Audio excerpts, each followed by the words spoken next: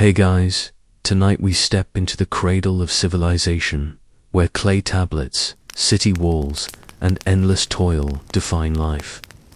You probably won't survive this, at least not without a serious sunburn or a backache that lasts a millennium. So, before you get comfortable, take a moment to like the video and subscribe, but only if you genuinely enjoy what I do here. And, hey, post your location and the local time in the comments. It's always nice to know where we're traveling from, even if only in spirit. Now, dim the lights. Maybe turn on a fan for that soft background hum. And let's ease into tonight's journey together. You trudge across the dusty streets of an early Mesopotamian city, the air thick with dust and the faint tang of drying mud from the riverbanks.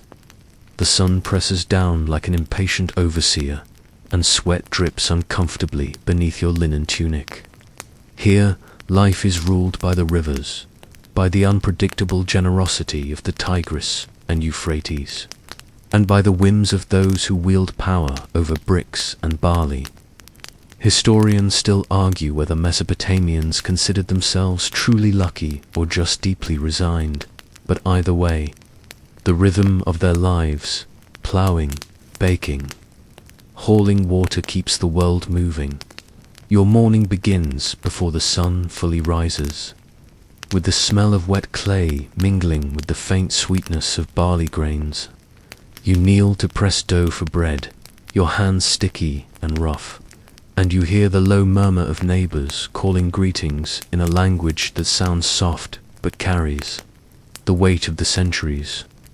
Even here, under the looming ziggurats, there's no avoiding the endless labor.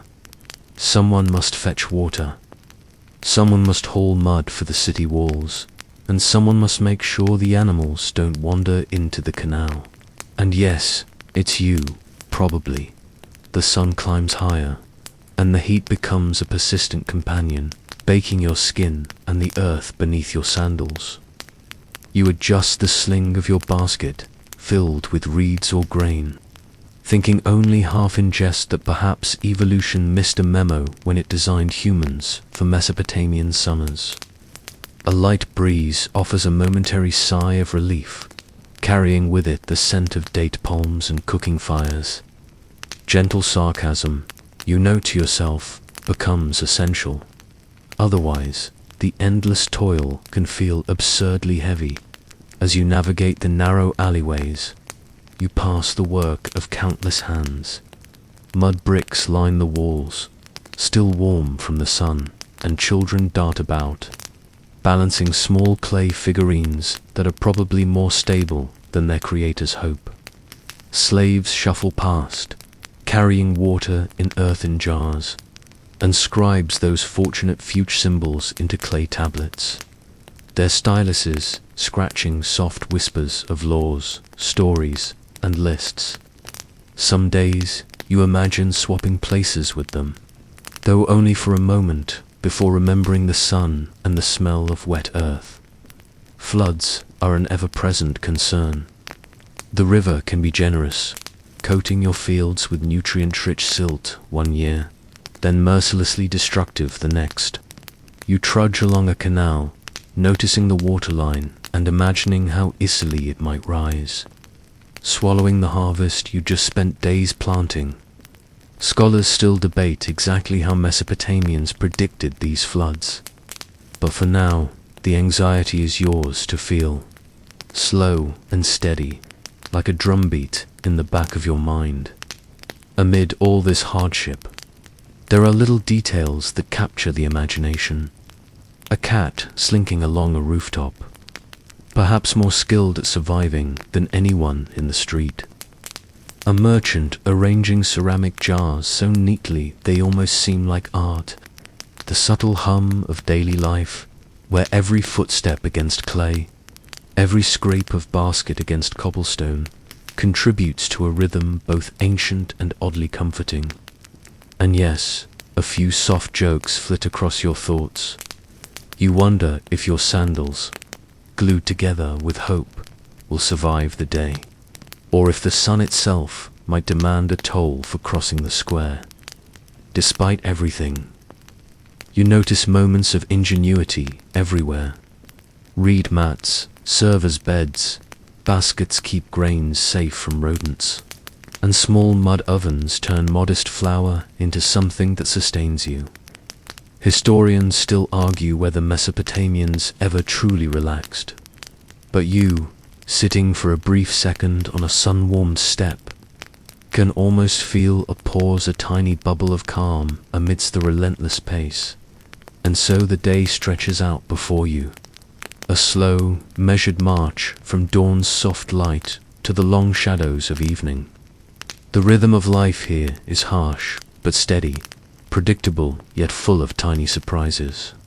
As you trudge past city walls and markets, past laborers and temple priests, you carry the awareness that every mundane action, every haul of water, every need of dew is part of a story much larger than yourself. In some quiet corner, maybe near the soft scent of a cooking fire, you feel the subtle wonder. These first cities, these early humans, were building civilization brick by brick, breath by breath, under a sun that would watch over generations. And as you feel your eyelids grow heavy, consider the gentle truth. You wouldn't last a day in this world without grit, cleverness, and a healthy dose of humor. Yet somehow, through toil, heat, and the occasional flood, they persisted.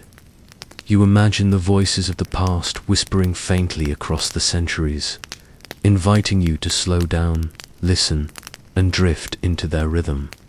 A single, soft breath, a glance at a simple clay tablet, and suddenly, you are part of that story, quietly carrying the weight and wonder of ancient Mesopotamia into your dreams,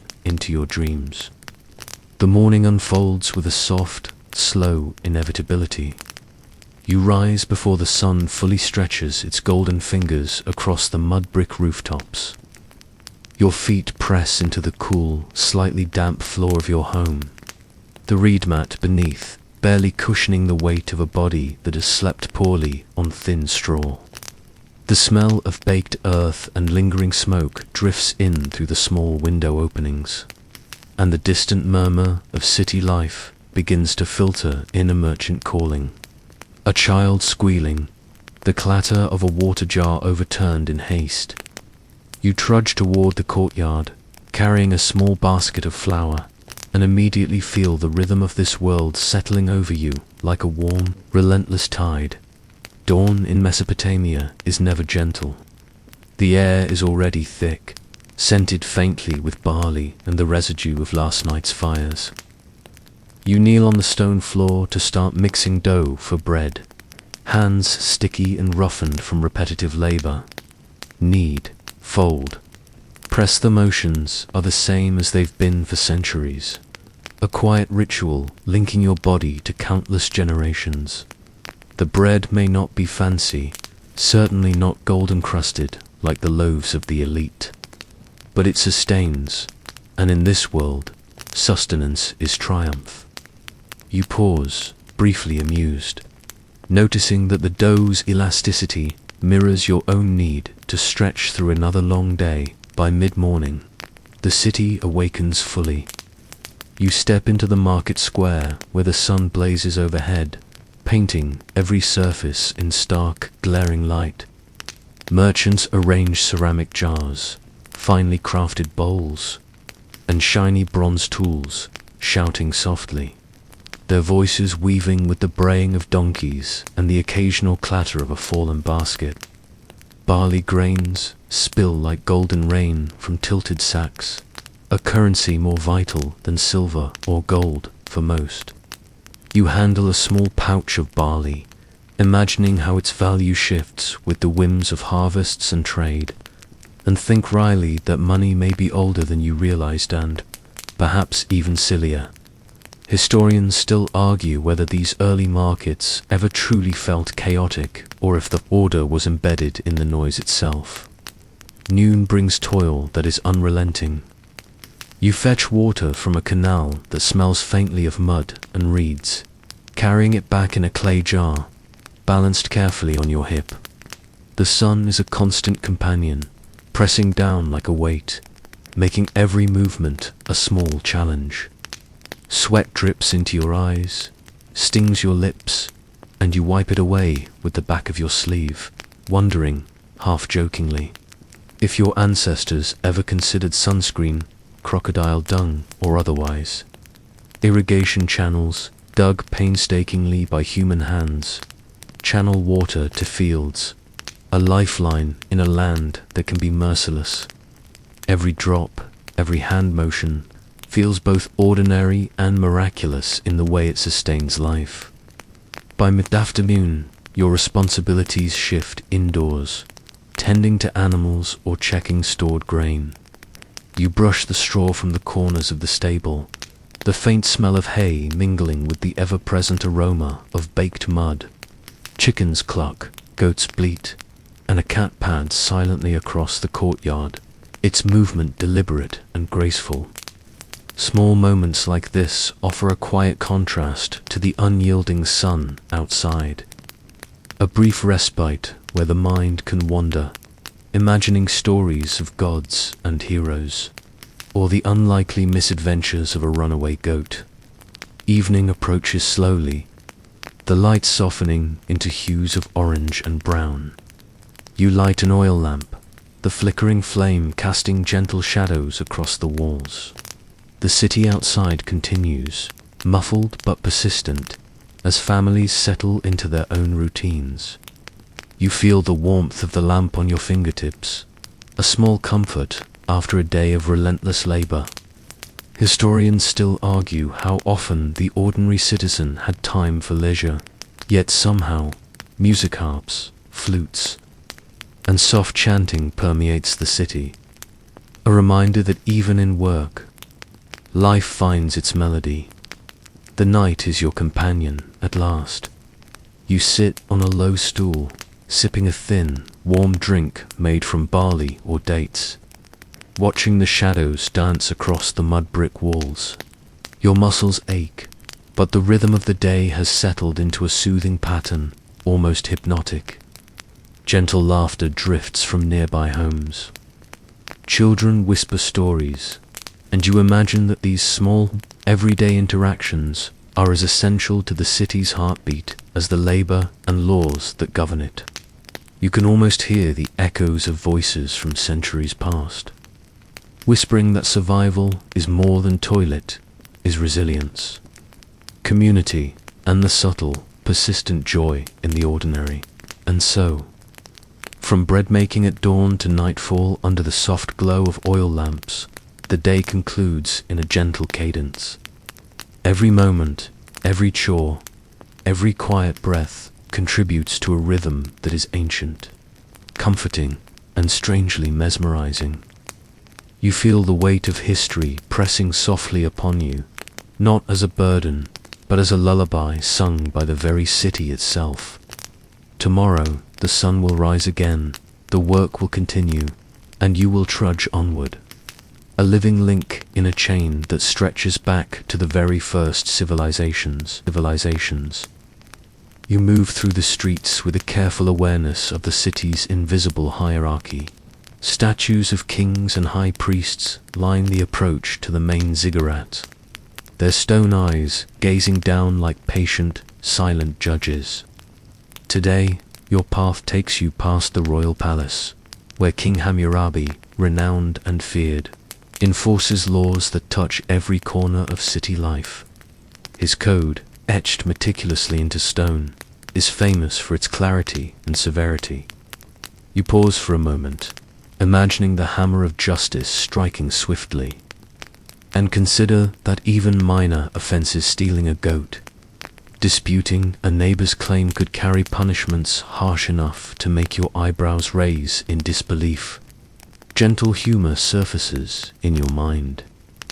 Maybe I should have stayed in the fields and left lawmaking to the professionals. Hammurabi's laws are not abstract. They govern every action, and they remind you constantly that civilization, while impressive, is meticulous about control. Contracts must be honored, debts repaid, and behavior carefully measured against the expectations of rulers and gods alike. The stones steely stand as both warning and guidance, inscriptions glowing faintly in the midday sun. Historians still argue whether the laws were more aspirational or strictly enforced, but from your vantage point, under the watchful eyes of statues and guards, they feel immediate, almost tactile, as you continue. The sensory world of Mesopotamia envelops you. The air carries the warmth of baked clay and the subtle temps of metal from bronze tools hammered nearby. The streets echo with soft conversations, the squeak of sandals, and the occasional laughter of a child chasing a rolling clay ball. Within this environment, the king's law weaves a subtle but unrelenting presence, shaping the rhythms of daily life, from the way grain is measured to the fairness of disputes over livestock. You imagine scribes copying decrees, their styluses scratching symbols that will outlast generations. A quiet but profound connection to human continuity. A gentle breeze brings the faint scent of incense from the temple district, mingling strangely with the tang of sweat and dust. You pass a small gathering of people, listening intently as a merchant recounts a minor dispute resolved under Hammurabi's guidance. Even in this ordinary exchange, you sense the gravity of codified law, the invisible threads that tie the city together, ensuring that chaos remains just below the surface. And yet, you allow yourself a soft chuckle at the idea that someone centuries from now might find the punishments a little dramatic. Eye for an, justice has a certain theatricality, you think. Even while respecting its seriousness, the city feels alive with contrasts. Guards in bronze helmets march past, their sandals clattering against stone, while commoners carry baskets of barley and reeds with quiet determination. The hierarchy hums beneath the surface, a silent conductor orchestrating daily life. Even a misstep, tripping over a stray stone or accidentally spilling water, carries an echo of consequence, however minor. You move carefully, imagining that even a dropped jar might someday be judged in the eyes of the law, and appreciate the strange intimacy of such an ordered, codified society. You reach the edge of the palace courtyard, pausing to observe a scribe demonstrating the writing of contracts. Clay tablets are small but weighty, the marks of the stylus precise and deliberate. The tiny grooves catch the sun, shadows forming patterns almost like a secret language of authority. You run your fingers lightly along a sample tablet, imagining the lives encoded within. Gentle humor creeps back in. Perhaps the scribe's hand cramps were the first recorded occupational hazard. Historians still argue about how often common people actually interacted with the law directly, versus hearing about it through stories or officials. The answer is as hazy as the dust rising from the streets. Evening begins to draw shadows across the palace walls. You sense a subtle shift in energy. The elite retreat to private quarters, perfumed oils and soft cushions waiting, while the streets and fields remain occupied with practical matters. Hammurabi himself, you imagine, might be relaxing in a way only a king could, entirely removed from the toil that defines your day. You feel a mix of envy and relief. The king's life, though privileged, is bounded by expectations of an entirely different sort. In a soft ASMR-like realization, you appreciate that the laws themselves are part of the city's rhythm, echoing through the alleys and workshops, linking your ordinary footsteps to the grand narrative of civilization. As night settles, the city grows quieter. The laws of Hammurabi remain etched in stone, silent yet omnipresent, a reminder that life in ancient Mesopotamia is ordered, exacting, and inescapably intertwined with human ingenuity and human folly alike. You breathe in the cool air, feeling a strange comfort in this structure, this careful balance of power and daily survival. The day has been long, the sun harsh, yet there is a soft, almost hypnotic cadence to existence here, a pattern shaped by law, labor, and human resilience. And as you walk back to your modest home, the distant glimmer of torches against palace walls reminds you, even the strictest rules cannot diminish the quiet persistence of life. You step quietly into the courtyard, aware that much of the city's heartbeat depends on people like you scribes, hunched over clay tablets, women bustling between hearths and storage rooms, slaves moving with careful precision. Their efforts are often invisible to outsiders, yet the city would falter without them. You watch a scribe dip his stylus into soft clay, tracing signs that record the transactions of the day. Each mark is deliberate, a tiny commitment to memory and order, ensuring that taxes are paid, trades completed, and laws enforced. Gentle humor drifts through your thoughts. It's amazing that someone's handwriting could literally shape society, though probably less so if your fingers are sore from kneading dough all morning. You followed the soft clatter of reeds and pots to a household where women manage tasks with astonishing efficiency. Barley is measured, water fetched, and bread baked in small mud-lined ovens. Children are guided patiently, taught to respect the rhythm of chores and to navigate the narrow streets safely. You notice the quiet authority in their movements, the unspoken knowledge passed from one generation to the next. It's an orchestration of survival that requires both patience and skill, a subtle mastery often unnoticed but entirely essential.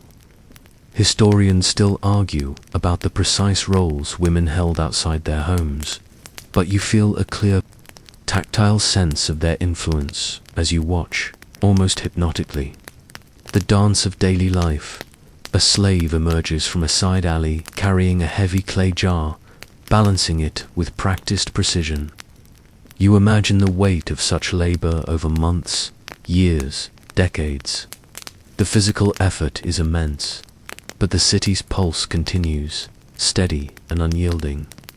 You gently chuckle at the idea of offering the slave a tiny medal for most consistent water carrier, knowing it would be entirely inappropriate yet amusing. Even in hardship, human minds seek levity. The scent of wet straw mixes with the lingering aroma of baking bread, grounding you in the sensory reality of their world. As the sun climbs higher, the courtyard hums with activity. Children play quietly with clay figurines and board games, imitating adult roles in miniature, a soft echo of the city's larger rhythms. You watch a young girl attempt to balance a small basket of grain on her head, wobbling but determined. A slight smile tugs at your lips. It's hard not to admire the resilience embedded in daily life. The scholars of our time still debate how structured children's play was in early Mesopotamia, whether it mirrored labor training or was purely for amusement. You, observing quietly, appreciate the subtle overlap between survival, instruction, and joy. Lunch arrives in a modest fashion, a simple dish of barley porridge, perhaps flavored with dates or herbs. You sit on a low reed mat, feeling the coarse grains against your tongue, and notice the artistry in even the simplest sustenance. Every action, from grinding the grain to cooking the porridge, is a rhythm, a meditation that softens the harshness of the sun outside. You remember the gentle sarcasm of the day so far. It's remarkable how a civilization so advanced relies so completely on the patience and attention of ordinary people. In the afternoon, you accompany a scribe to deliver tablets to a local merchant. The journey is short, but you notice the diversity of work happening simultaneously: pottery being shaped, reeds being woven into baskets, goats herded along narrow streets. Each step is a lesson in interdependence. Without one role, the city's intricate balance falters. You feel the slow, soothing cadence of life as it unfolds. A rhythm punctuated by the occasional laughter, argument, or clatter of work. Each note blending seamlessly into the symphony of survival. Evening approaches, and women begin preparing the household for nightfall. Fires are rekindled, small lamps lit, and children are guided to settle down after a day of playful imitation and learning. You take a moment to observe the quiet heroism of these unsung lives. Scribes, slaves, and women, while often overlooked in grand historical narratives, form the backbone of civilization itself. Gentle humor returns in your mind. It seems unfair that kings get statues while these people get dust and thankless labor. Yet somehow, in their daily persistence, they outshine marble in endurance and subtlety. Night falls softly, and the courtyard quiets. The rhythm of the city slows to a gentle hum as you feel the pulse of countless unnoticed actions. A candle flickering, a clay tablet drying, a basket of grain resting. You understand, as your eyelids grow heavy, that these are the hidden forces that shape history. The lives of scribes, slaves, and women are the quiet threads that hold the fabric of Mesopotamia together. And as you breathe in the faint scent of smoke and barley, you are lulled by the intimate understanding that survival, care, and subtle mastery create a rhythm both hypnotic and comforting, a lullaby for the soul. The ziggurat rises before you like a mountain crafted by human hands, its stepped terraces reaching toward the sky with solemn ambition. You walk slowly along the wide, mud-brick stairs, feeling the rough edges beneath your palms, tracing the history embedded in every stone. The scent of incense drifts in the warm air, a mix of fragrant herbs and smoke curling in lazy spirals. You inhale softly, letting the aroma mingle with the dust and heat, and imagine the rituals that have been performed here for generations. Historians still argue whether these ceremonies were primarily religious, political, or a combination of both, but from where you stand, the ziggurat feels like the heartbeat of the city. Inside the temple chambers, the air is cooler, faintly damp from the stone and mud walls. Priests move with deliberate grace, their robes brushing against the floor, chanting in a rhythm that seems to echo both time and eternity. You notice the flicker of oil lamps, the soft clatter of small bells, and the quiet rustling of ceremonial robes. The rituals are precise, offerings of food, wine, and incense placed carefully before carved idols, each motion steeped in tradition. Gentle humor surfaces as you imagine trying to follow the intricate steps without tripping over your own feet. A cautionary reminder that devotion is often as much about balance as belief. From the terraces above, the city spreads beneath you in a mosaic of mud brick homes, canals, and marketplaces. The distant murmur of daily life reaches your ears, a soft backdrop to the solemnity of the temple. You notice children chasing stray goats, merchants bargaining over barley, and women weaving baskets with rhythmic precision. Even in a place dedicated to gods, the pulse of ordinary existence persists, soft yet unyielding. You pause, letting the gentle cadence of life settle over you, like a slow river threading through the city, carrying stories and secrets alike. The ziggurat's rituals are both intimate and performative. You watch a priest carefully pour water into a shallow basin, chanting words that you cannot fully understand, yet somehow feel resonate deep within. The incense curls around the columns, shadows dancing across the walls in hypnotic patterns. Gentle humor drifts back into your thoughts.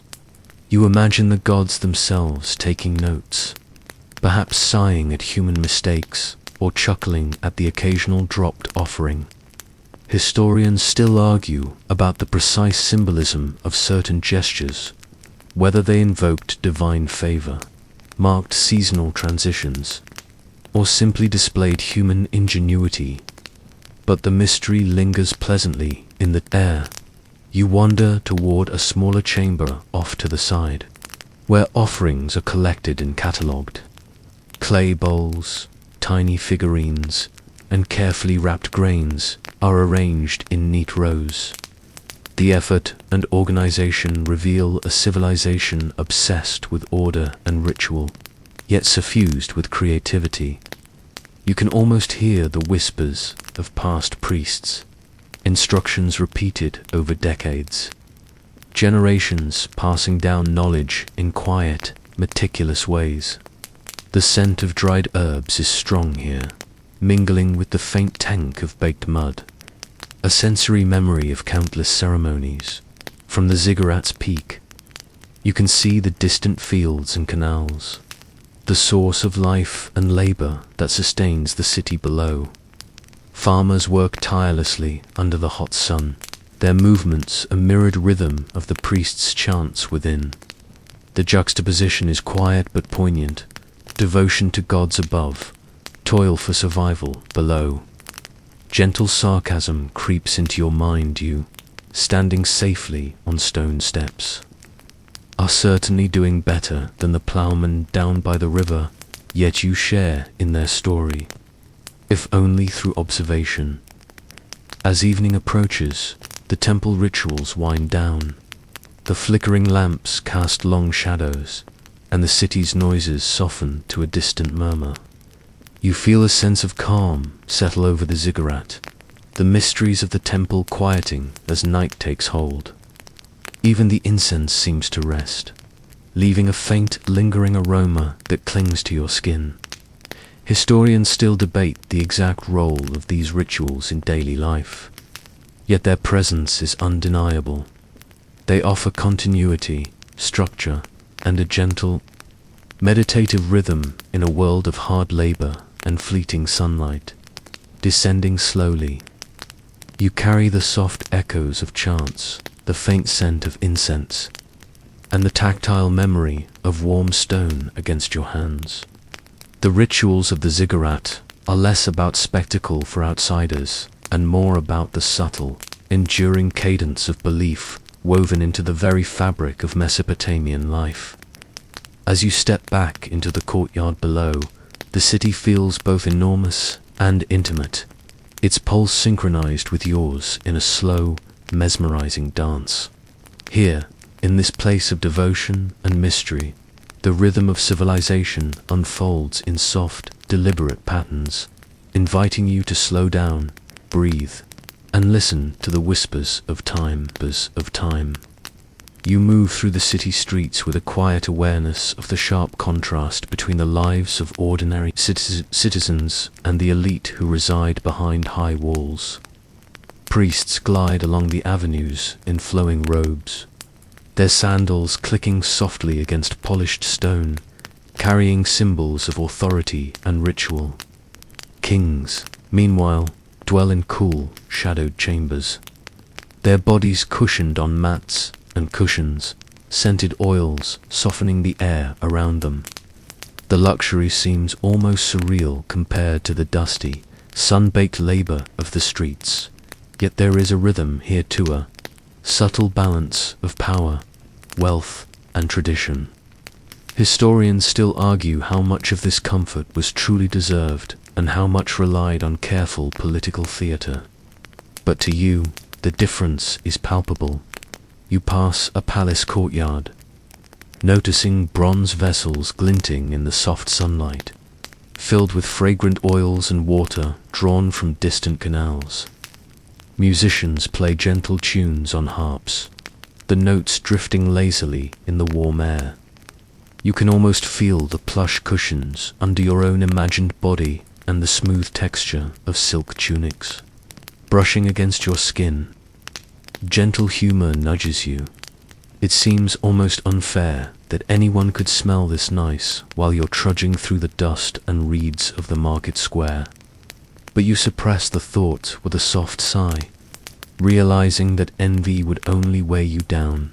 Inside the temple quarters, priests prepare ceremonial meals for the gods, arranging dates, barley, and honey in patterns that reflect both devotion and aesthetic taste.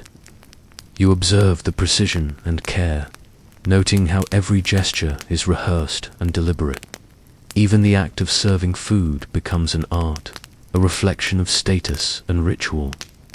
The contrast to the simple porridge and bread of ordinary households is striking. Yet in their meticulous routines, you sense echoes of the same rhythm that structures every corner of Mesopotamian life: discipline and attention to detail. From a balcony, you watch the evening light illuminate the palace gardens. Soft fountains trickle water into shallow basins, their sounds blending with the distant murmur of city life. Fragrant flowers sway gently in the breeze, and birds perched along the walls chirped faintly. You notice the luxury of leisure in every detail: the silk curtains, polished stone floors, scented oils, and attentive servants. Gentle sarcasm surfaces again. The kings might have all the comfort, but they also have advisors, taxes, and the constant scrutiny of scribes. Every form of luxury carries its subtle weight. The elite lifestyle extends to clothing, adornments, and personal grooming. Priests wear finely woven tunics, intricate jewelry, and meticulously styled hair. Kings, when they move among the populace, are dressed to convey both power and divine favor, their appearance a statement of authority and privilege. Meanwhile, the ordinary citizen's linen tunic is rough, dyed with plant-based colors that fade quickly, and your sandals are patched with reed and hope. The disparity is stark, yet woven seamlessly into the city's structure.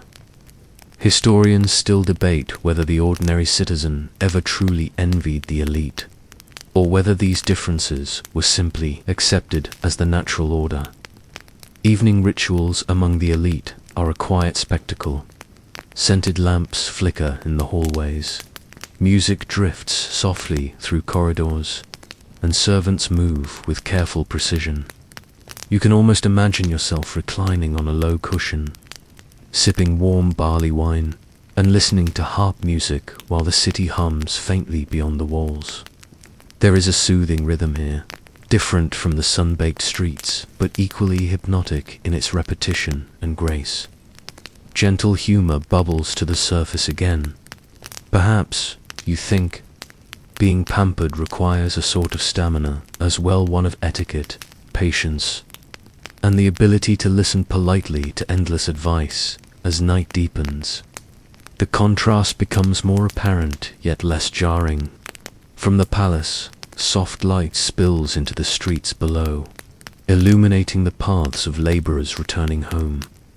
The small fires of household lamps, and the distant shimmer of the elite's luxury does not diminish the city's pulse. Rather, it completes it, forming a spectrum of existence where comfort, toil, ritual, and survival are interconnected. You breathe slowly, feeling the gentle cadence of life here, understanding that even in disparity, there is a strange, soothing balance, one that has allowed Mesopotamia to thrive quietly for centuries. You bend over a neatly woven reed basket, feeling the smooth stiffness of fresh reeds beneath your fingertips. These humble creations, while unassuming, are the lifelines of Mesopotamian survival. You imagine carrying grain from the river's edge to your home. Each basket, balanced with care, reeds gently creaking under the weight. It's remarkable, you think, how such a simple tool can transform labor from unbearable to manageable. Gentle humor nudges you. If only modern shopping carts had this kind of elegance or durability, for that matter. Historians still argue exactly how widely these baskets were used beyond urban centers. But to you, their ingenuity feels universal and timeless. Clay seals offer another quiet marvel. You watch a scribe press a small cylinder into soft clay, leaving a spiraling impression of symbols that identify ownership, trade agreements, or the authority of a temple or merchant. Each seal is unique, a signature before signatures existed. You run your fingers lightly over the impressions, imagining the countless exchanges they've secured, the disputes they've quietly resolved. The tactile satisfaction of a smooth seal pressed into clay is subtle but profound, a connection to human creativity and precision that transcends time. You can't help but smile at the thought that this tiny cylinder might have caused more headaches for ancient lawyers than any modern contract ever has. Irrigation, canals, are your next focus. The arteries that sustain fields and orchards alike. Water flows steadily, channeled with careful engineering to reach crops in a region where rainfall is unreliable. You follow the gentle murmur of flowing water, noticing how its rhythm mirrors the slow cadence of daily life. Without these canals, the city would falter, its people dependent entirely on the whims of the Tigris and Euphrates. Gentle humor creeps in again. You wonder if the rivers themselves ever laugh at human attempts to tame them. Scholars still debate how early engineers determined the precise gradients and widths of canals. Yet the results speak for themselves in a quiet, reliable magic. You pause at the edge of a field, observing workers tending to crops with small hoes and baskets, the earth yielding slowly under human hands. Every furrow, every carefully planted seed, is a testament to ingenuity and perseverance. Even the simplest reed basket, pressed clay seal, or diverted canal becomes a lifeline in this environment. You inhale the scent of tilled soil, warm from the sun, and notice how it mingles with faint traces of animal life and drying mud. It's a sensory symphony, grounding you in the tactile reality of survival by mid-afternoon.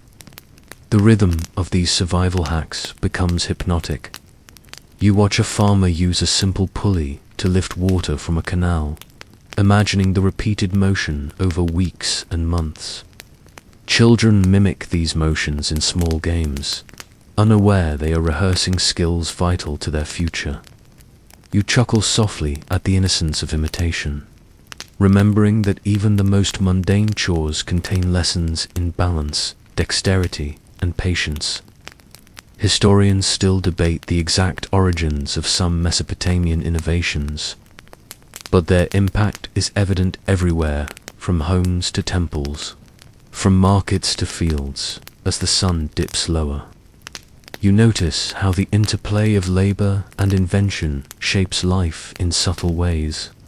Clay jars, reed mats, canals, and baskets each, seemingly small supports, the grand architecture, commerce, and culture of the city. You feel the soft satisfaction of observing human ingenuity at work, a quiet reminder that even in toil there is grace. Gentle sarcasm returns. Perhaps the ancient Mesopotamians deserve medals for basket weaving alone, though likely no one would ever know. Night approaches, and the canals glint under the fading sunlight, the water reflecting gold and rose. The day's work slows, baskets are emptied, tools stowed, and the subtle innovations of survival rest alongside their makers. You pause for a moment, feeling the rhythm of the city seep into your own body, gentle, meditative cadence of human labor, clever solutions, and enduring resilience. It's soothing in a way that seems almost magical, that life, with all its challenges, can still produce beauty, order, and soft wonder. You walk along the edge of the city walls, the mud brick ramparts warm beneath your hands, the horizon stretching wide and hazy under the late afternoon sun. From here, you can see the patchwork of fields, canals, and neighboring city-states, each one a potential rival or ally. Life in Mesopotamia is never entirely peaceful.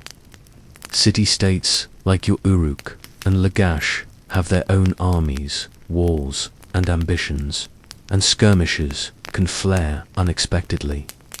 You imagine the tension that hums beneath every conversation in the market, every exchange of barley, every council meeting behind palace doors. Gentle humor whispers. You can almost hear a Mesopotamian soldier grumbling, "Did I sign up for this, or just for barley duty?" The city's defense relies on vigilance, discipline, and clever strategy. Guards patrol in bronze helmets and leather tunics, their sandals echoing softly on the stone floors of watchtowers. You notice the arrow slits along the walls and the wooden gates reinforced with heavy beams, and you feel the subtle weight of protection and threat mingling in the air. Historians still argue how frequent large-scale conflicts truly were, but the threat of raids, ambushes, or territorial disputes shaped everyday life. A quiet drumbeat beneath the rhythm of the city. From a distance, you observe messengers riding swiftly along dirt paths, delivering urgent news from one city-state to another. The riders' hooves kick up clouds of dust, the faint neighing of horses carrying both anxiety and authority. Traders and farmers pause to watch the riders pass, aware that alliances shift as unpredictably as the rivers themselves. Gentle sarcasm surfaces. Perhaps the messenger's only constant is exhaustion, galloping endlessly while everyone else debates whose territory is whose. In the fields, farmers continue their work, yet even here the echoes of war linger. Irrigation canals can become strategic points, bridges over rivers contested, and fields vulnerable to pillage. You watch workers glance nervously toward distant hills, aware of the fragility of peace. The tension is subtle but ever present, like a low hum that threads through the daily rhythm. Small children, playing with clay soldiers or toy chariots, mimic the conflicts of the adults, their laughter a delicate counterpoint to the serious undertones of city defense. Inside the city, meetings take place quietly behind fortified walls. Leaders discuss alliances, negotiate boundaries, and plan for potential sieges. You imagine the soft shuffle of papers, the careful phrasing of speeches, the subtle persuasion required to maintain fragile coalitions. Gentle humor nudges your thoughts again. You can picture a weary advisor whispering, "Next time, can we just swap barley instead of waging war?" Historians still debate how binding these alliances were, or how often treaties were broken for convenience. But the patterns of diplomacy are as vital as any physical defense. Evening casts long shadows over the battlements, and you notice a faint glimmer of torches on neighboring walls. Quiet reminder that vigilance never truly sleeps. Soldiers settle into routines, checking weapons, maintaining gates, and listening for distant signals, while citizens continue the slower, necessary work of life, cooking, weaving, and caring for children. You sense a dual rhythm here, the immediate tension of defense intertwined with the soft, persistent cadence of ordinary survival. Night finally arrives, and the city seems to breathe in a collective sigh. The walls stand tall and silent, a protective cocoon over lives interwoven with labor, law, and occasional conflict. From the battlements, you can see the faint outlines of neighboring settlements under the starry sky. Peaceful for now, but full of potential stories of struggle and resilience. Gentle humor drifts one last time through your thoughts. Even if you wouldn't last a day here in battle, you can at least appreciate the mesmerizing pattern of human ingenuity, courage, and quiet preparation that keeps life moving forward. Asterisk, you stroll through the bustling market, the sun dipping lower and casting long shadows across the stalls. Barley, the lifeblood of Mesopotamian trade, is stacked neatly in clay jars and woven baskets, its golden grains catching the last light of the day. Merchants haggle softly, their voices a steady hum in the background, negotiating the exchange of goods both near and far. You handle a small pouch of barley, feeling its weight, and imagine how this simple grain functions as both sustenance and currency. Gentle humor surfaces. You wonder if anyone ever tried paying a debt with a handful of sand by accident, and how that might have gone over. Historians still argue whether barter or standardized measures dominated trade in early Mesopotamia, but the impact on daily life is undeniable. You notice traders arriving from distant regions, their donkeys laden with copper, tin, and exotic fabrics. The scents of spices and dried fruits mingle with the earthy aroma of barley and wet clay. Each trader carries knowledge, gossip, and a little unpredictability, keeping the rhythm of commerce alive and occasionally chaotic. Gentle sarcasm drifts into your thoughts. One can only imagine the frustration of counting barley sacks after a long journey over rough terrain. The economy, it seems, depends on patience, precision, and perhaps a dash of luck. The city's economy is deeply interconnected. Artisans craft pottery and metal tools, scribes record transactions, and merchants ensure that goods move along long-distance routes connecting cities near and far. You watch a scribe carefully inscribe the contents of a shipment onto a clay tablet, pressing each symbol with deliberate care. These tiny marks carry enormous weight, transforming the ordinary exchange of goods into an enduring record. You smile softly at the thought that this early accounting system may have caused more headaches than the most complex modern spreadsheets. Barley flows into the city not only as payment but as sustenance. Workers receive portions for labor, temples store reserves for festivals, and families trade it for fish, vegetables, or utensils. You imagine the quiet satisfaction of a successful trade, the merchant, the farmer, the scribe, all connected through these golden grains. Historians still debate how standardized measurements were enforced, yet the system's subtle efficiency is evident in the city's pulse. A rhythm both soft and precise, beyond the city walls. Trade routes stretch across rivers, deserts, and hills. Caravans move slowly, laden with goods, their paths marked by experience and instinct. You watch a caravan rest near a canal, animals drinking, merchants adjusting sacks and mats. Gentle humor drifts in again.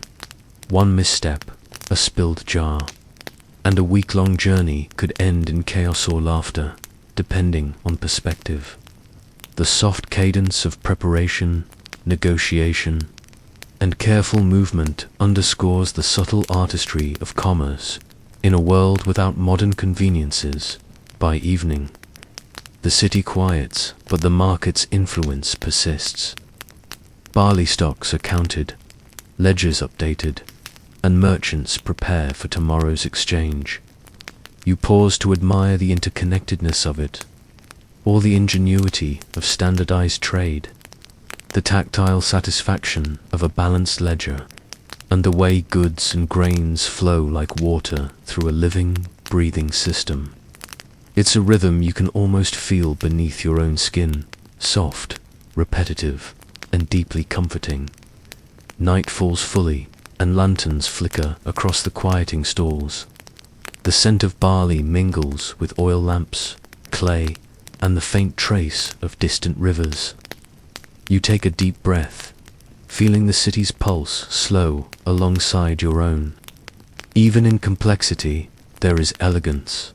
The soft, enduring patterns of trade, work, and economy in Mesopotamia echo across centuries, reminding you that human ingenuity, patience, and rhythm can sustain civilizations quietly and gracefully, quietly and gracefully. You wander into a quieter part of the city, where the sounds of daily labor fade into the soft, melodic hum of cultural expression. A harp's strings quiver gently in a courtyard, the notes resonating softly against sun-warmed walls. Children practice simple songs, their laughter mingling with the delicate music, creating a sensory tapestry that feels both intimate and eternal. Poems like the Epic of Gilgamesh are recited in hushed tones by scribes, their cadence weaving myth into memory. Gentle humor drifts through your thoughts. Imagine reciting tales of gods and monsters. After a day hauling grain, you might get the occasional raised eyebrow or polite snicker. Historians still debate how widely these stories were performed versus read, but their cultural presence is undeniable.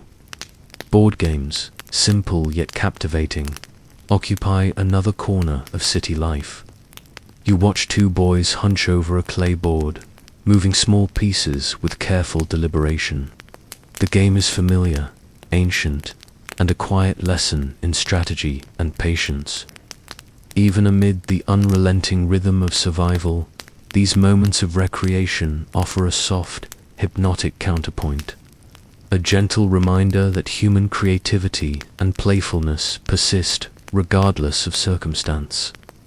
You notice the tactile satisfaction of moving the clay pieces, imagining how small gestures can carry the weight of fun, learning, and community. Artistic expression is woven seamlessly into daily existence.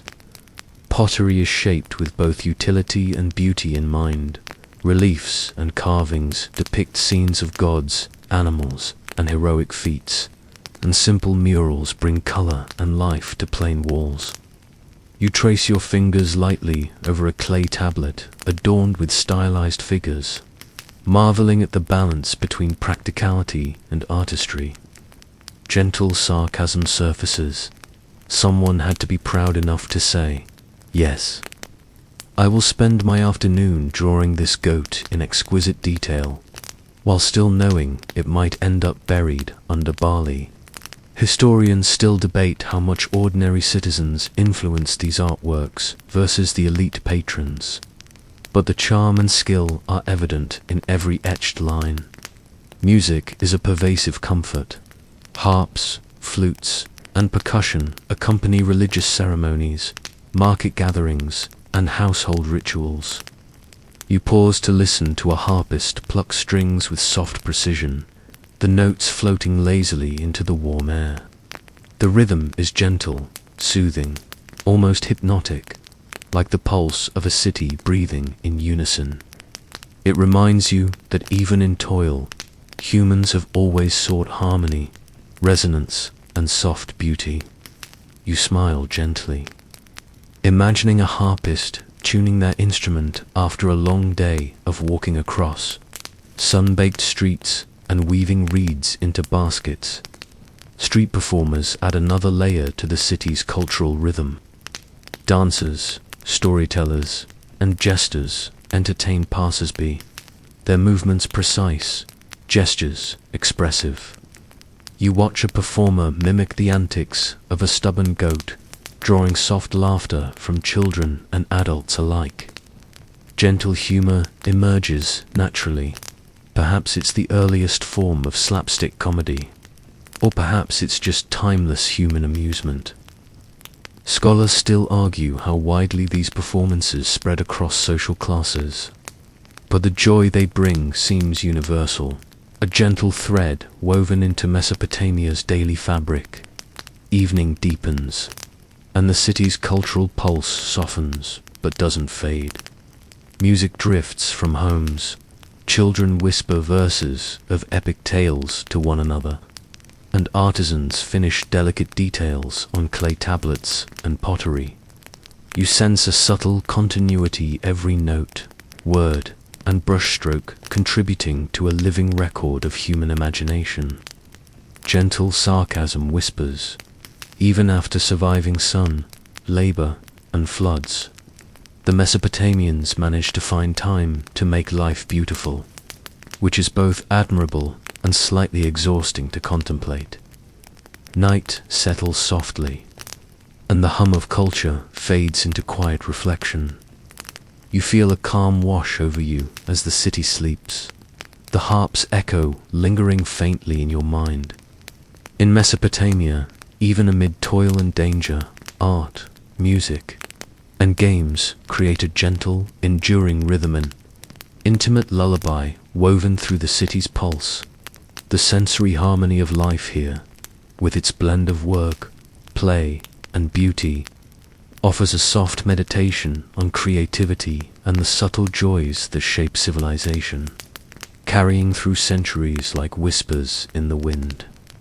The wheel sits before you like a quiet revolution, small yet transformative. You trace your fingers along its smooth, worn rim, imagining the countless hands that have touched it, the carts pulled over sun-baked roads, and the clay jars balanced carefully atop wooden platforms. Simple, elegant, and profoundly practical, the wheel carries more than goods. It carries the pulse of Mesopotamian innovation. Gentle humor drifts through your thoughts. Perhaps the first person to suggest round logs under stuff didn't realize they were changing history or giving themselves a permanent job moving heavy things. Historians still argue who truly invented the wheel, but its presence is undeniable, a subtle cadence embedded in daily life nearby. A scribe works on a clay tablet, pressing stylus marks into soft clay. Cuneiform, the earliest form of writing, unfurls beneath his hands a script of careful wedges that records trade, law, and stories. You run your fingers along a completed tablet, feeling the indentations that immortalize human thought. Each mark is a link in a chain connecting you to centuries of communication and memory. Gentle sarcasm surfaces. It must have been a relief when someone invented a stylus instead of scratching messages into mud with sticks, which seems slightly ambitious and messy. Scholars still debate how literacy spread across social classes, but the rhythm of written communication shapes the city as palpably as the flow of water. In the canals, bronze tools gleam in the late sun. Chisels, axes, and knives polished and ready for use. You lift one carefully, noting the weight and balance, imagining how it transforms labor into a more precise and efficient rhythm. Farmers, carpenters, and artisans alike rely on these tools, each strike echoing softly against mud brick walls or stone foundations. Gentle humor creeps back in, one misplaced swing, and a perfectly useful tool could become a very expensive paperweight or, worse, a temporary headache. Historians still debate how quickly bronze replaced stone in daily tools, but the practical advantage is unmistakable. You wander through workshops where artisans mix copper and tin, melting them slowly to craft blades and vessels. The soft hiss of heated metal, the rhythmic hammering on anvils, and the faint scent of molten bronze create a hypnotic environment. You notice the artistry embedded in each piece, the subtle attention to balance, weight, and detail. Even in functional objects, there is elegance and a quiet celebration of human ingenuity. Gentle sarcasm surfaces again. Mesopotamians clearly had an appreciation for style. Even if your own clay pot ends up slightly lopsided, the city itself feels alive with innovation. Water wheels move grain, reed baskets carry harvests, clay seals track trade, and roads lined with wheel marks connect settlements near and far.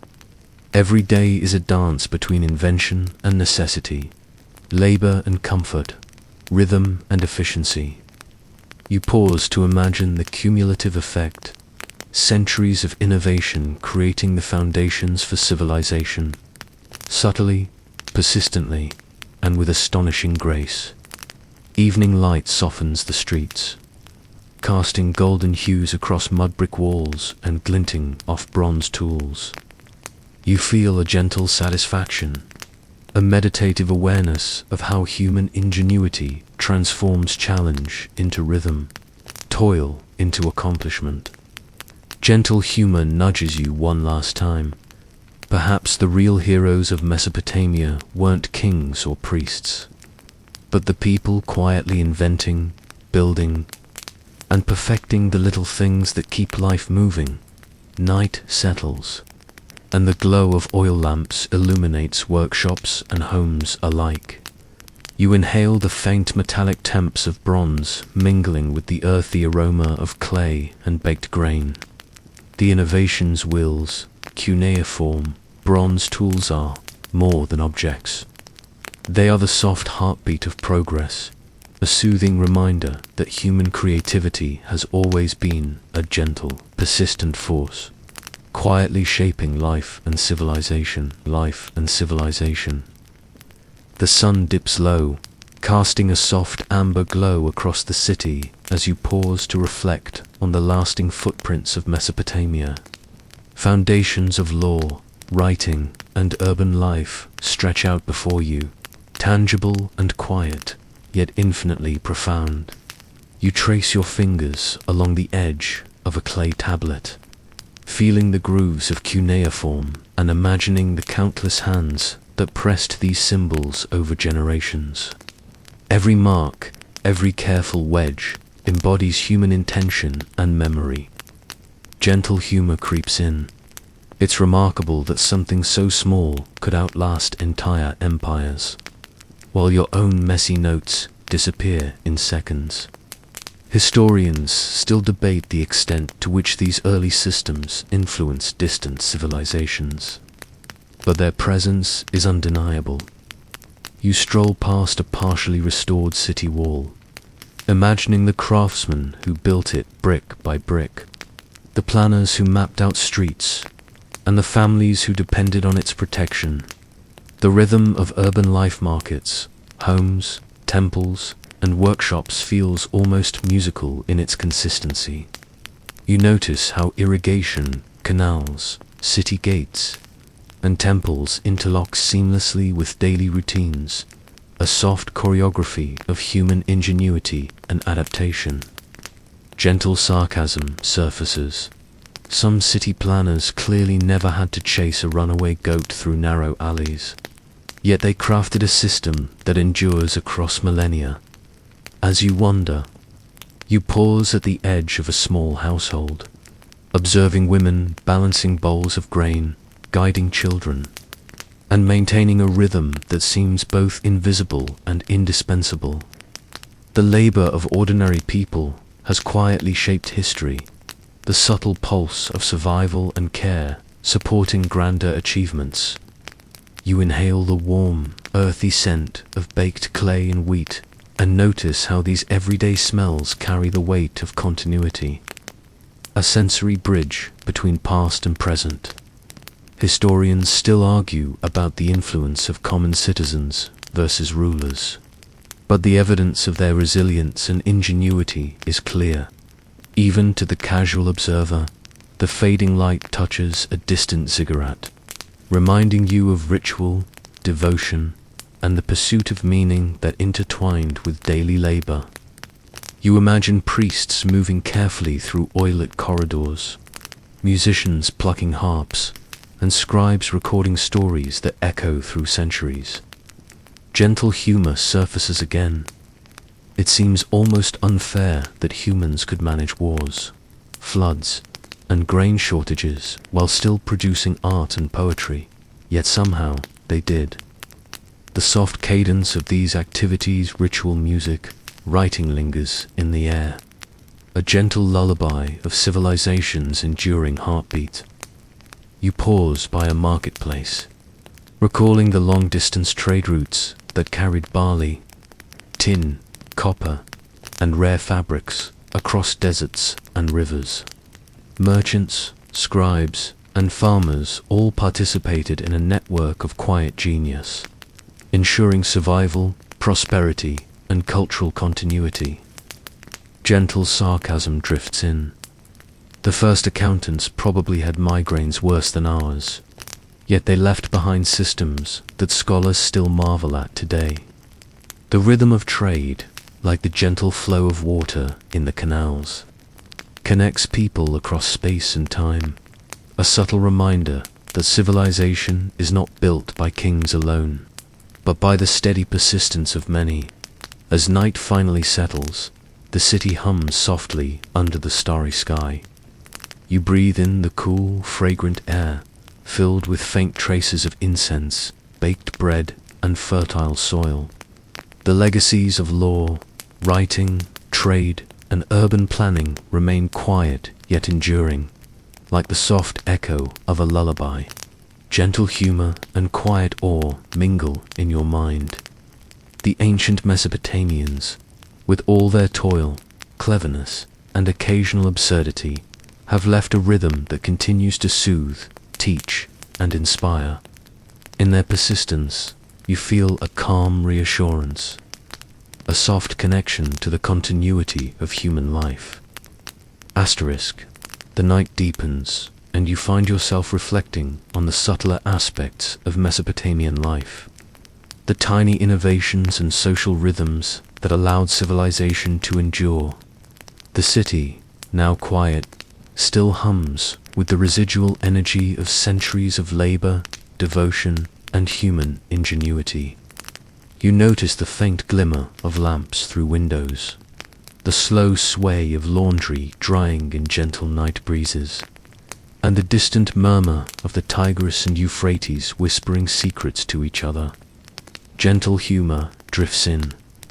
You imagine someone, somewhere, arguing over who gets the last clay tablet of barley accounts, centuries before spreadsheets existed. Historians still debate how ordinary people perceived their own role in the shaping of history, but the subtle impact of daily life is undeniable. You wander to the banks of the river, feeling the cool touch of mud under your feet, the soft, rhythmic splash of water soothing in the dim light.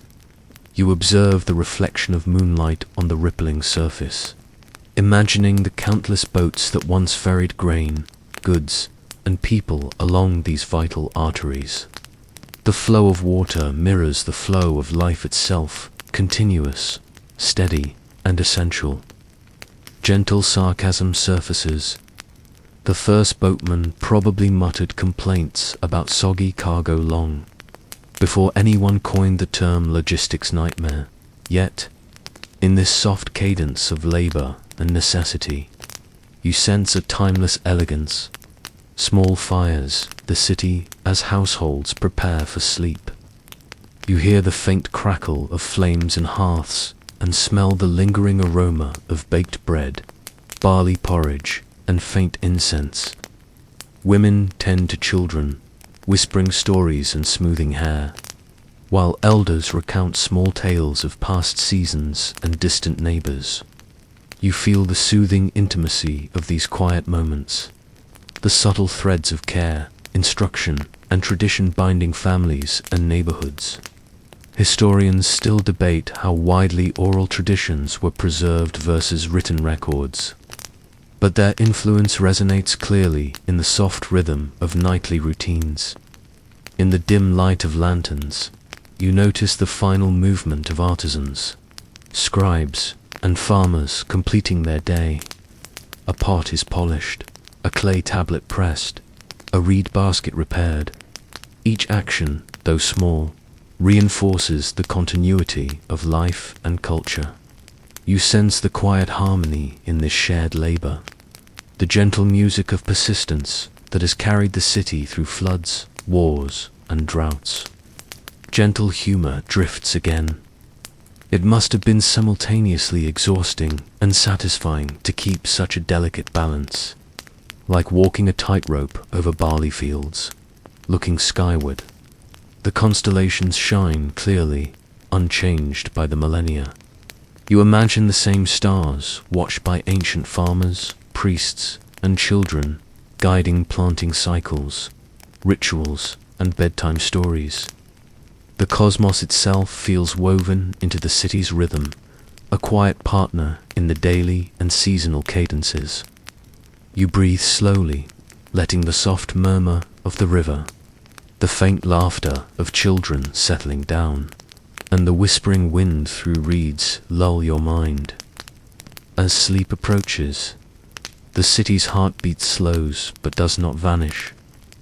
The innovations, laws, trade networks, rituals, and artistry of Mesopotamia persist invisibly, shaping lives in subtle, profound ways. Gentle sarcasm surfaces one final time. Even if you couldn't survive a day in the scorching sun or carry a basket of barley without complaint, you can still admire the elegance, resilience, and quiet genius of a civilization that endured against the odds. The cool night air brushes softly against your skin as you wander the streets, now dimly lit by the faint glow of oil lamps. The city seems suspended between rest and quiet anticipation, a gentle rhythm maintained by the invisible hands of countless ordinary people. You pause at a small workshop where an artisan polishes bronze tools, the faint metallic scent mingling with warm clay from nearby pottery. You notice the deliberate care in each movement, the same precision that has allowed this civilization to thrive across centuries. Gentle humor drifts in. It's humbling to think someone got paid to hammer bronze for a living and probably grumbled just like anyone else, yet left a legacy lasting millennia. Historians still debate how widespread such specialized labor really was, but the evidence of skill is undeniable. Nearby, a scribe traces wedges into clay, capturing stories, laws, and economic transactions. You watch as the rhythmic tapping of the stylus creates a quiet, hypnotic cadence, a soft echo of human thought preserved through time. The patterns are repetitive, yet comforting, a reminder that innovation and creativity often emerge from patience and meticulous effort. Gentle sarcasm drifts into your thoughts. Imagine someone nagging, "Do you really need to inscribe every single goat that crosses the bridge?" And yet, here it is, immortalized in clay for thousands of years. Beyond the workshops, the city's layout itself tells a story of thoughtful planning and ingenuity. Streets wind gently between homes, temples, and markets, while canals thread through the urban fabric like veins carrying sustenance and life. You follow the water's reflective surface, noting how the city adapts gracefully to both flood and drought. Gentle humor surfaces again. The engineers clearly never met a cat in a hurry, yet somehow the canals survived centuries of curiosity and chaos. Historians still argue about the exact engineering methods used, but the practical and aesthetic harmony of the city is undeniable. In the quieter corners, you hear children playing board games, the soft clatter of pieces punctuating the calm night. Musicians tune harps, the delicate resonance floating through the streets, while women tend to lamps and prepare small offerings for household altars. You notice the subtle interplay of survival, creativity, and devotion, a rhythm that sustains both body and spirit. Gentle sarcasm drifts. It seems unfair that humans manage to weave artistry, labor, and ritual together, while some of us today struggle to balance breakfast and email.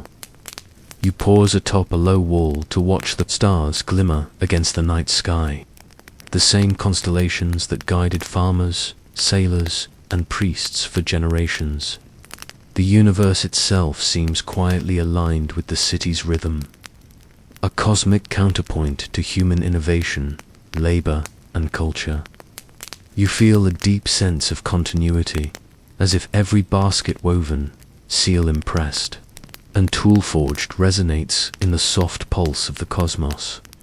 Historians still debate how much celestial observation influenced daily life versus ritual, but the stars' serene constancy is undeniable. Night fully embraces the city, and you feel the gentle cadence of life slowing. The innovations, arts, and daily routines of Mesopotamia persist invisibly in the air and streets, a soft, enduring hum. Even as sleep draws near, you sense the elegance of a civilization built on persistence, creativity, and quiet ingenuity.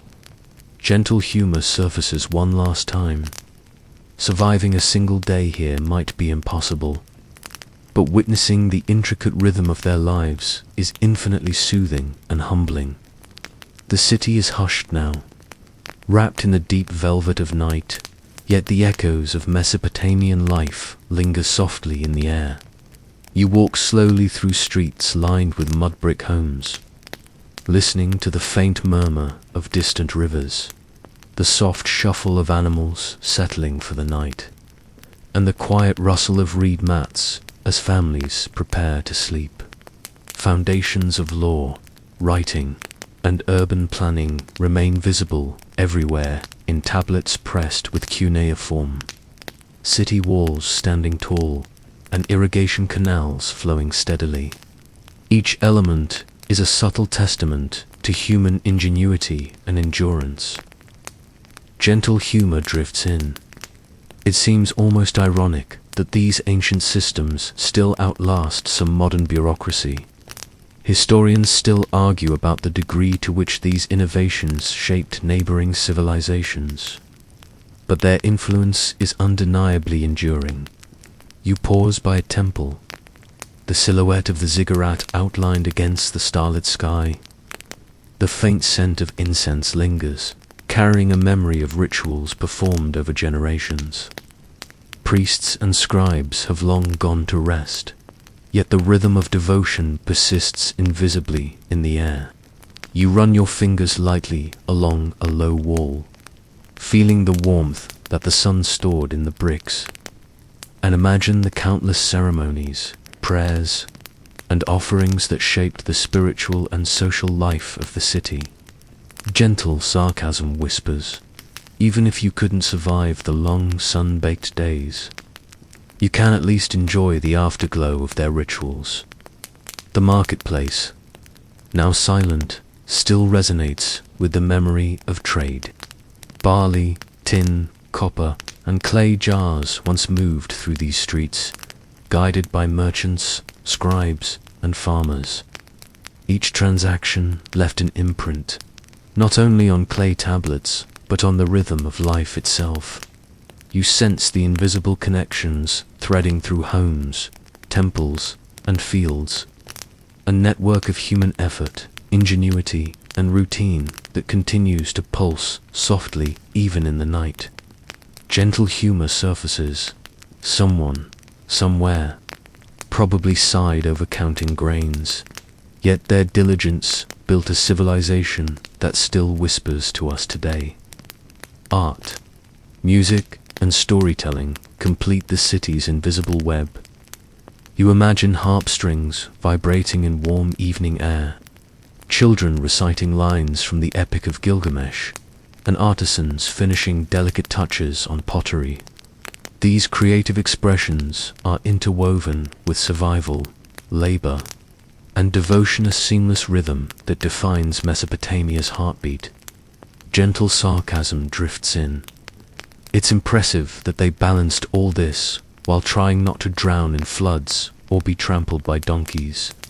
Historians still debate the full social reach of art and storytelling, yet their soft echo persists across millennia.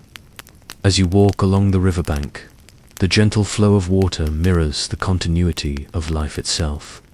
You watch as the moonlight shimmers across the ripples, reflecting the enduring patterns of agriculture, trade, law, and culture. The city, its innovations, and its people, both elite and ordinary, have left a legacy that pulses softly beneath the surface. A quiet reminder of the resilience and creativity that define civilization. Gentle humor nudges you one final time. Perhaps you wouldn't last a day here under the sun, the labor, and the heat, but you can still marvel at the ingenuity, rhythm, and beauty that allowed humans to thrive, persist, and leave a legacy of subtle wonder. Night fully settles. The city sleeps, yet its heartbeat continues, echoing through the stars, the rivers, and the quiet air. You inhale deeply, feeling the soft cadence of life in Mesopotamia wrap around you like a warm, comforting blanket. The innovations, routines, and stories of this ancient civilization whisper gently across time, reminding you that even in toil, struggle, and fleeting human moments, there is beauty, rhythm, and enduring ingenuity. The city now rests under a sky full of stars, and you feel the slow, comforting rhythm of Mesopotamian life settle around you like a soft blanket. The canals murmur quietly, reflecting moonlight and the faint echoes of footsteps that have long since faded. You breathe in the cool night air, fragrant with baked grain, warm clay, and distant incense, letting it wash gently over your senses. All the innovations, stories, and rituals you've observed, the wheels, cuneiform, harp music, and whispered prayers linger softly in your mind, like distant lullabies from another age. You think of the farmers carefully tending their crops, the scribes inscribing wedges into clay, the artisans shaping bronze tools, and the children playing simple games. Each action, though small, contributed to a rhythm that carried life through the scorching sun, city conflicts, and unpredictable floods. Even the elite, with their silk robes and cushioned chambers, moved in this same subtle cadence, each gesture tied to the pulse of survival and culture. Gentle humor drifts through your thoughts. Somehow, humans manage to balance work, play, ritual, and innovation, and yet we still complain about WI-Phi. The legacy of Mesopotamia stretches quietly across the ages, invisible yet enduring. Laws carved in stone, trade routes etched across the land, and stories woven into memory remind you that human ingenuity and perseverance have always been at the heart of civilization. You feel a soft awe for the ordinary people whose daily actions, baking, weaving, ferrying grain, or simply telling stories, formed the backbone of history. Even when life was harsh, the rhythm of work, invention, and care created continuity, beauty, and subtle order. As your own eyelids grow heavy, the city's soft pulse blends with your breathing. The lamps flicker faintly in your imagination. The gentle flow of the rivers lulls your mind, and the distant harp strings echo softly in the corners of your thoughts. You sense the enduring heartbeat of a civilization that, though long gone, continues to teach, soothe, and inspire. Gentle humor lingers one final time. You probably wouldn't last a day under that blazing sun or hauling baskets of barley. Yet you can drift to sleep knowing that the rhythm of life carries on. Quietly, gracefully, and endlessly. Slow your breathing. Let the cool night air settle into your body and feel the calm. Measured cadence of Mesopotamian life wrap around you. Every innovation, every ritual, every small, unremarkable act of daily survival forms a gentle, timeless hum. Let it soothe your mind, ease your thoughts, and carry you softly towards sleep.